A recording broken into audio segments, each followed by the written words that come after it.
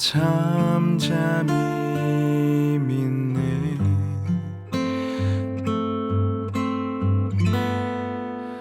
거친 파도 날 향해 와도 주와 함께 날아오르리.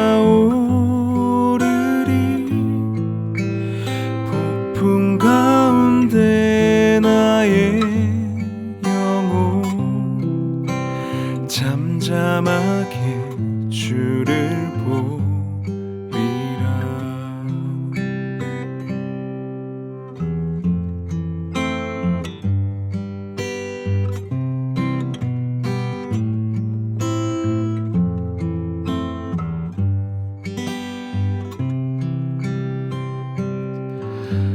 주 품에 품으소서.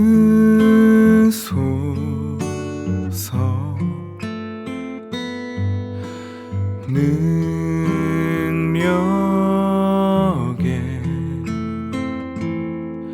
발로 덮으소서.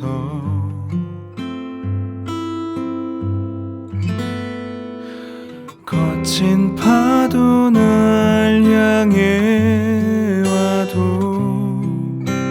주와 함께 날아오르리.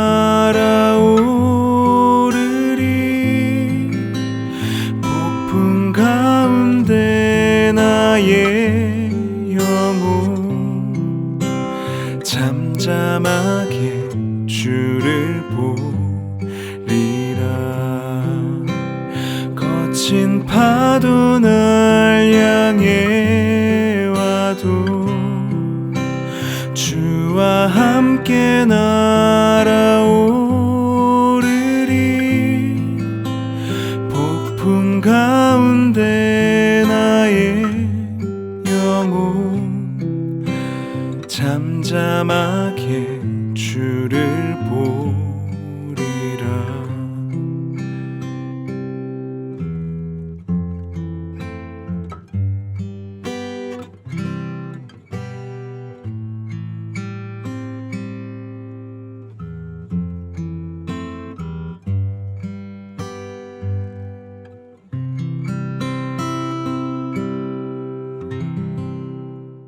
창세기 28장 16절부터 19절까지 말씀입니다.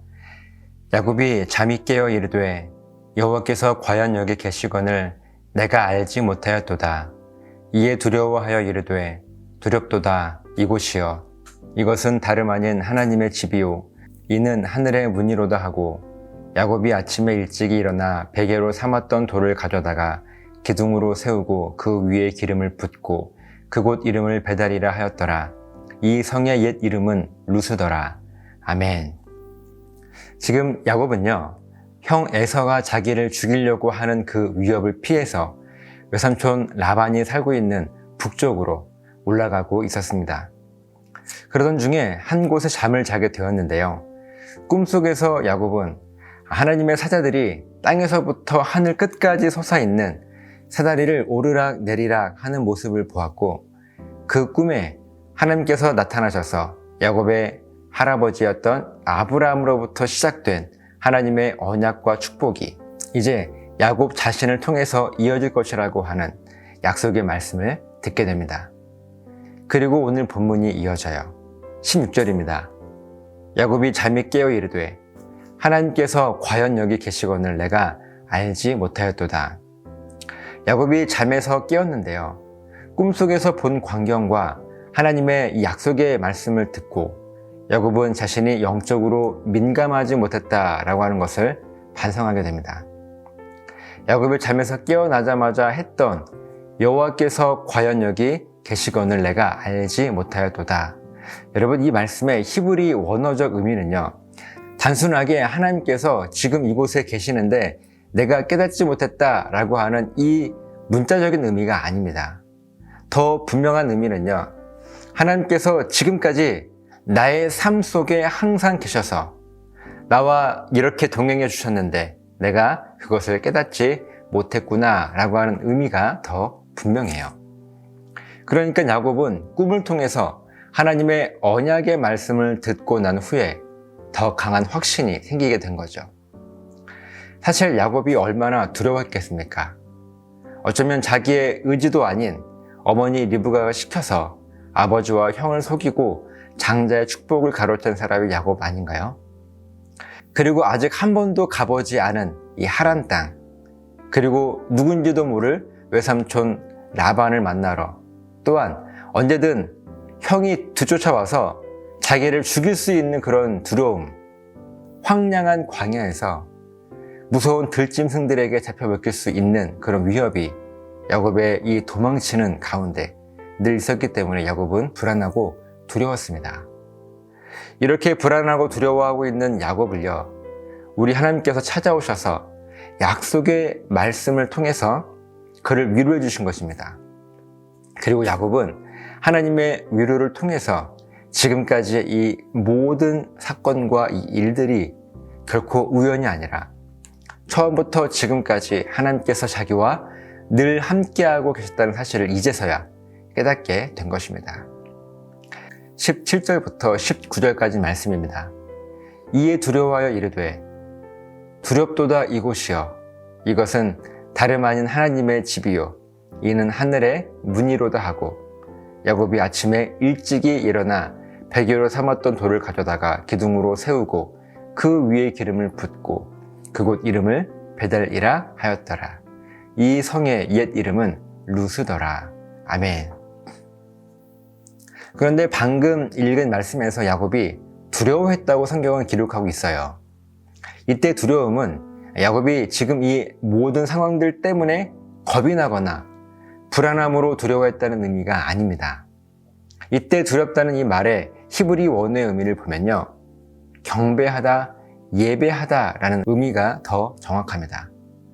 언뜻 생각하면 야곱이 두려워했다는 이 일반적인 의미로 이해할 수 있겠지만 이런 세상적인 두려움이 아니라 하나님을 향한 경외감이 강해졌다라고 하는 의미이고요. 야곱은 이제 하나님을 더 깊이 예배하는 삶을 살게 되었다는 의미가 바로 야곱이 두려워했다라고 하는 뜻입니다.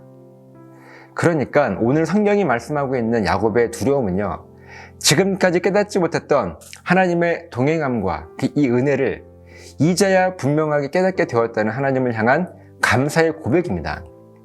그래서 야곱은요, 베개로 삼았던 돌을 기둥으로 세우고 그 위에 기름을 붓고 그곳 이름을 베델이라고 불렀는데 그 뜻은요, 하나님의 집이라고 하는 뜻이었습니다. 사랑하는 여러분, 여러분에게 이 야곱과 같이 하나님을 향한 두려움이 있으십니까?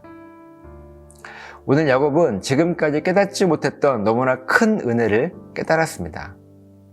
그토록 원했던 하나님의 축복이었는데 자기는 둘째라고 하는 그 이유 하나로 아버지께 축복을 받을 자격이 없다는 사실로 마음이 위축되어 있었고, 지금 도망치고 있는 자신의 모습도 자기의 의지와 상관없이 벌어진 일이고, 결국은 자기를 죽이려고 하는 형의 위협을 피해 도망쳐야 되는 신세가 되었는데요. 야곱은 그저 왜 자기에게 이런 일이 벌어지고 있는지 도무지 알지 못해서 늘 답답한 마음이 그에게 있었어요. 그런데 하나님의 약속의 말씀을 통해서 하나님께서는 지금까지 자기의 삶 가운데 단 한순간도 빼놓지 않고 자기와 함께 하셨다는 이 은혜를 이제야 깨닫게 된 것입니다. 그리고 하나님의 놀라운 이 은혜를 깨닫게 된 것을 더 깊은 감사의 고백으로 표현하기를 하나님을 향한 경외심을 강조하며 이것을 뛰어넘어 이를 초월한 두려움이라고 하는 말로 표현을 하고 있는 것입니다. 가만히 우리들의 인생을 보면요, 하나님께서는 언제나 나와 함께 하셨고 늘 동행해 주셨는데 그때는 잘 깨닫지 못하다가 어느 날 하나님의 말씀을 통해서 깨닫게 될 때 우리들은요, 하나님을 향한 더 큰 감사를 고백하게 됩니다.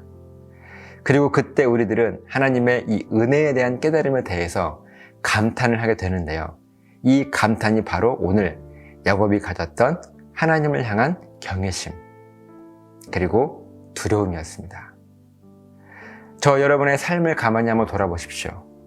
여러 가지 우여곡절들이 우리 인생에 가득하지요.